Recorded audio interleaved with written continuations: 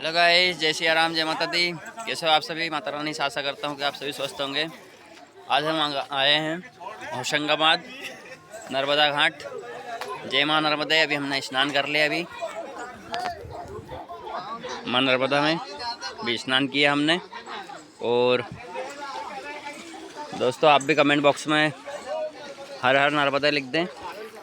और सभी से निवेदन करूंगा दोस्तों कि यहाँ पर जो भी श्रद्धालु आते हैं वो सभी कचरा वगैरह नीचे डाल देते हैं। यहाँ पर कचरा पेटी भी लगाई गई है, लेकिन कचरा पेटी में लोग कचरा नहीं डालते हुए लोग क्या करते हैं, इधर उधर बिखेर देते हैं। तो सभी से निवेदन करूंगा कि आप सभी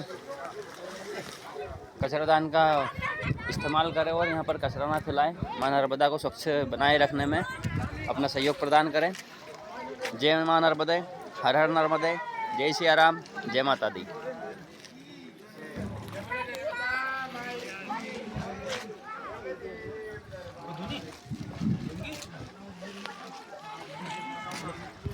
जय श्री राम।